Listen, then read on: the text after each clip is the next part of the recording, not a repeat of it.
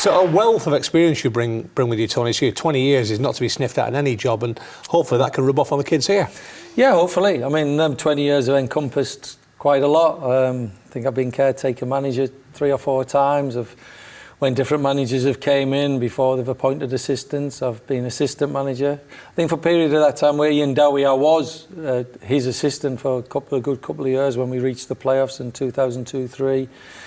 But then when Ian moved on and went down to London to manage Crystal Palace, I had a young family and I made the decision to stay. But I had a very close affinity, but done probably every job under the sun during my time at Oldham. But obviously that's come to an end now, and just really looking forward to the progression. I'm 53 years of age, the progression of coming to Burnley Football Club. And like I say, hopefully that experience and knowledge I've gained over many, many years it'll be for the benefit of Burnley Football Club and the academy now. I mentioned before, but at the time it's been since you left, but you couldn't beleave the place when you came back. No, I mean, obviously I came back a few times. I've brought youth teams here, reserve teams here many times over the years, and then you could see in the last couple of years things developing, but I've never actually been back until it was completed. And then when obviously this opportunity arose and I come and I met the staff last week and I walked in, it's like a different world from what I'm used to. So I feel obviously privileged to be asked to come here and work, and I've got support staff that I've never been, had that in the past to the depth of it is here. So is what the players get here, the youth players, compared to what we had at Oldham, it's like a different world. Obviously the Category 2, I don't know, potentially the option maybe going to Category 1 in years to come, if that's what John Pepper and the board of directors and the club decide.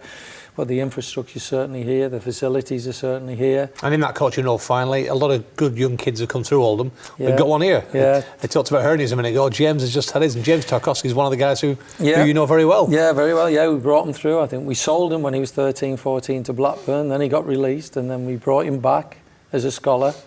Had a lot of injury problems, James. I think he broke his leg and had problems with his feet, had operations on his feet, but we saw him through that, and then he developed, obviously, through the system, got in the first team.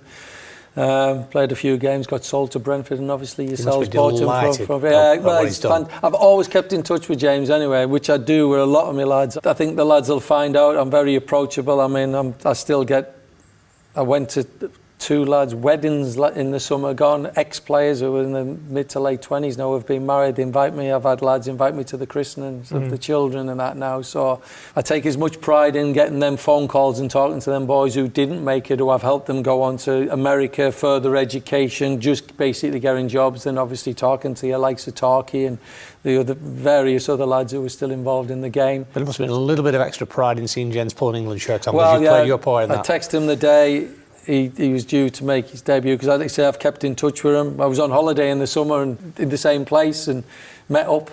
He's a great lad, dead down to earth, and I'd like to think that I know that he feels that them early years at Oldham, and when he worked under me at Oldham Athletic, he felt they were a very good grounding for him, and hopefully we'll have more of them for Burnley FC in the future by producing our own here.